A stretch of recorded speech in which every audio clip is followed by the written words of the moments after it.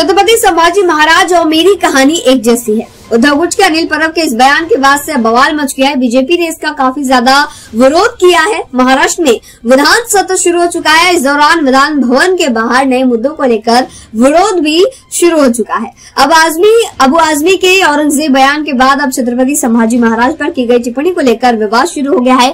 हाल ही में शिवसेना यूबीटी के वरिष्ठ नेता और विधान पार्षद अनिल परब ने विधान परिषद में खुद की तुलना छत्रपति संभाजी महाराज से कर दी। उनके इस बयान के बाद से राज्य में फिर नया बखेड़ा शुरू हो गया है।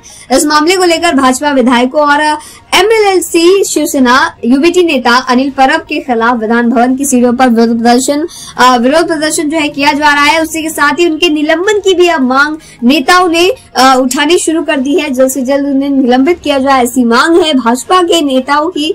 और इस बयान के बाद से तमाम लोगों की अलग अलग प्रतिक्रियाएं जो है सामने आ रही है। छत्रपति संभाजी महाराज की तुलना खुद से करना अब अनिल परब को भारी पड़ता हुआ नजर आ रहा है।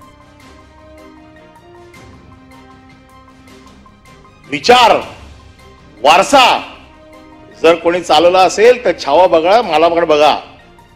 त्यांना धर्म बदलावा म्हणून त्यांचा छळ झाला, माझा पक्ष बदलावा म्हणून छळ झाला.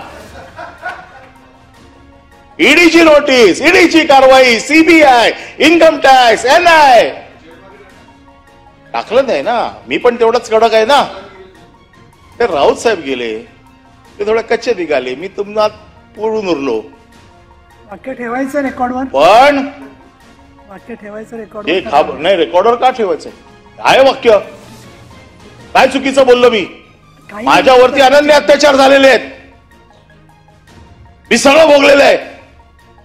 पण मी देखील त्यांचा वारसा जपणार आहे. त्यांच्या वारशावरती बोलण्याचा हक्क आहे मला. आणि मी देखील माझा पक्ष बदलला नाही याचा मला अभिमान आहे. त्या छत्रपतींचं नाव तुमचं इकडे असायला पाहिजे होतं. तुम्ही छत्रपतींना विसरले आणि आम्हाला सांगतायत कोण? त्याला जरा हुल दिली ते सगळे गेले तिकडे निघून.